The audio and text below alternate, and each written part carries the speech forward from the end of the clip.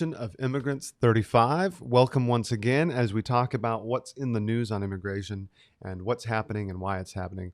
Of course, as always, I'll give you my perspective on what's happening here, boots on the ground perspective in the immigration world right now here in the U.S. Just a shout out to everybody who's following along. Make sure you subscribe here at YouTube, Facebook, Twitter. And as always, you can contribute to the podcast and help us keep this thing running and support the bills of immigrants. That's something that's very important to us.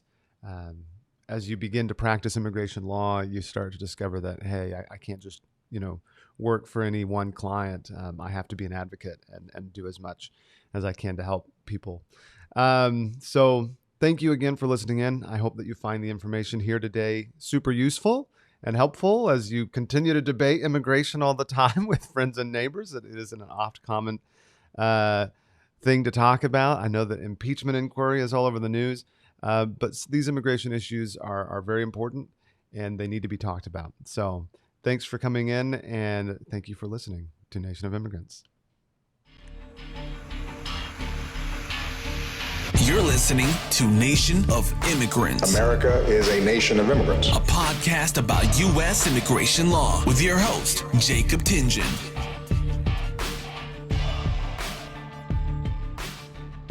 All right, so I titled this episode, Why is Trump Deporting Fewer Immigrants Than Obama? And I know that I've mentioned that this is a fact. I know that I've mentioned it in the past.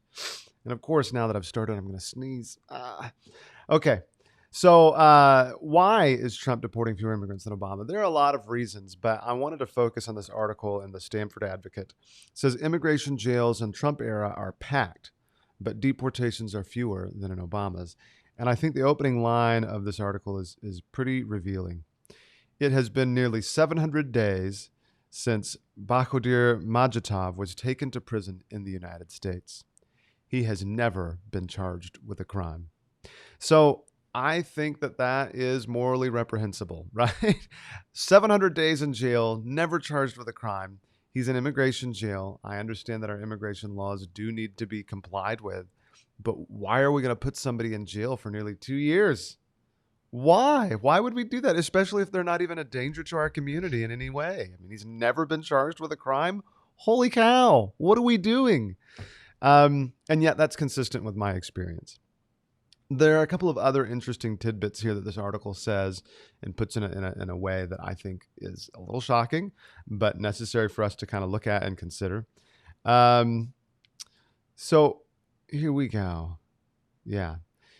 The majority of the detainees currently are people with no criminal records. According to the latest snapshot of ICE's prisoner population from early November, nearly 70% of the inmates had no prior criminal conviction.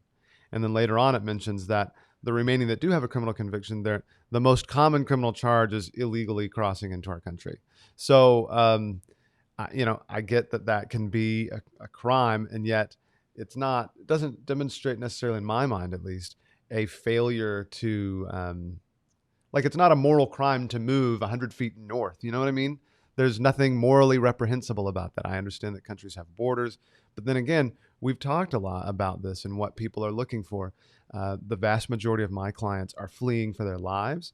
And then even when you do have economic migrants, which is sometimes thrown around as an epithet, as I've started to think more about this, what's so bad about wanting to improve your life? I mean, isn't that what the American dream is all about? Economic migrants would be, your grandparents or great-grandparents or whoever brought your family line to this country. So there's not really anything wrong with being an economic migrant. So yeah, let's just kind of start there. All right. So though President Donald Trump has made cracking down on immigration a centerpiece of his first term, his administration lags far behind President Barack Obama's pace of deportations. That's true. Obama, his immigration record is a bit of a mixed bag. I know that a lot of people think, he was so kind to immigrants and wanted to legalize all of them. But the reality is that Obama was pretty, if you're a conservative, you probably liked his immigration policies, whether or not you realize that now. He deported a lot more people. Just as one example, in 2012, he deported or removed from the country 409,849 people. Trump, who's tried to deport everybody, has only gotten to about 260,000 deportations in any given year. So he's doing about half as good as Obama did on that objective of removing people from the United States. The likelihood that they'll be able to round up the millions upon millions of immigrants who are here without legal status, um, it's not going to happen, and especially not going to happen with the tactics they're currently using. Unfortunately, the tactics that the Trump administration is using only creates an environment of fear for immigrants, and it makes our communities less safe. Um, there aren't numbers out about that yet. However, there are a lot of anecdotal things or visas and statuses and things that were created to make our country safer that are now being undermined by the administration. I imagine they're viewed as loopholes around immigration, but we've talked about some of these things. We talked about it last time about asylum and granting work authorization to people who are waiting on asylum. It makes the country safer if those people can get work authorization, if they can work legally, if they can get driver's licenses. Those kinds of things make our country safer. And because we're not going to just deport them without giving them due process, and again, it's not the immigrant's fault that they have to wait so long to get due process, giving them work authorization is appropriate. Now, ICE has tried to do a couple things, this article points out, to make it appear as if Trump is deporting more people or more of the kinds of people we want to get rid of. But that's not true. Again, the vast majority of people being held in detention and immigration detention don't even have a criminal record. These people are not criminals. So it's just kind of wrong to say that they are. Now, this article, one of the things that it also points out is that the jails now are consistently holding more people than they were designed to hold, that ICE doesn't really have a system for holding this many people. And then when you look at that and you look at their behavior and their enforcement priorities, and their priorities are everyone, it just leads to, frankly, a clogged system. That's why fewer people are being deported. That is literally the answer to why Trump is deporting fewer people than Obama, is because Obama actually streamlined things. He said, look, these are our priorities for deportation: immigrants with criminal records. And Trump has said, look, these are our priority for deportation: immigrants, period.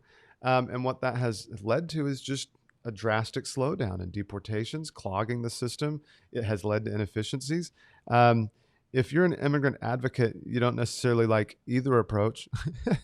But I do think Obama's approach is a lot more understandable. I think a lot more people here in the country would prefer that, only those with criminal records first are removed, and then we see what we do with everyone else. Again, that's a little more of an understandable perspective. But when you've got this situation where everybody is a priority, then no one is. And it just leads to a lot of really unfair results. And we've talked about some of those results before, no longer being able to exercise prosecutorial discretion. When we've had kids who are sick in the past who would, die if they were deported, those kinds of things, we were able to get administrative closure. Today, we can't get that kind of concession from a government attorney in removal proceedings. They won't give that kind of consideration. And so those are the kinds of things that are happening.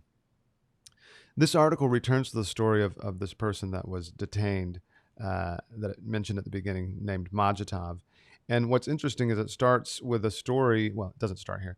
There's a story here about when he was arrested, and it mentions that, they arrested him. It appears related to some kind of other stuff that was happening. It said that his brother-in-law was tied to an extremist group. And so, of course, he fell suspect. And it appears that he might have also had an order of deportation, but that they knew about him. They knew where he lived. When they came to arrest him, his wife was 39 months. She was not 39 months pregnant. She was 39 weeks pregnant with their third child. And in these conditions, that's when they decided to arrest him and then hold him in jail for 2 years. That's just kind of mind-boggling. The lack of consideration. We actually know of clients, and I've mentioned this before, where they will tell the ICE agents, hey, I'm a citizen, don't arrest me. And the ICE agents just seem to not care or dismiss those kinds of representations. That's alarming. So Yeah. uh, This article agrees with what I'm telling you. There are other attorneys that are talking about this issue. It says the Obama administration, because they had enforcement priorities, were able to streamline deportations. The Trump administration is making it harder for people to obtain visas or legal status, and at the same time, their deportation priority is everyone. So because of that, they clog the system. So if you had questions about why Trump has been deporting fewer people than Obama, now you know. The policies, this whole hardline stance in every single thing that they do actually leads to a lot of inefficiencies. And then additionally, um, you know, the attack on legal immigration is not going well. First of all, a lot of these things get stalled in the courts for good reason, because the actions that are being taken aren't lawful in many respects, but also, they're kind of just repugnant to who we are as a nation. I believe in the American dream. Immigrants still believe in the American dream. And as I've said from the beginning of this presidency, that, it doesn't matter how big of a wall they build, how deep it goes, how tall it is, people will come as long as America stands for a land of hope and dreams and fulfillment. And we do. And that's the mantle we have, right? Whether or not we live up to it is, up for debate. And of course, we try and strive to be the nation and live up to the ideals and trying to a lot of our founding documents, life, liberty, and the pursuit of happiness. People will come for that. And that's the draw to the United States. Draws to the United States don't generally include lax immigration policy. That's just not really a motivation for people to come here. But they do come here for safety. And sure, they come for economic mobility. Yeah. I don't think that that's bad. Like we've talked about also in the Statute of Liberty, give me your tired, your poor, your huddled masses. So thanks again for listening, Nation of Immigrants. Follow us. Don't forget to follow and subscribe. And don't forget to contribute and donate to the podcast at jacobtingen.com. Visit the podcast link, and there you can support the podcast. Thanks so much for listening, and I hope to see you around here soon.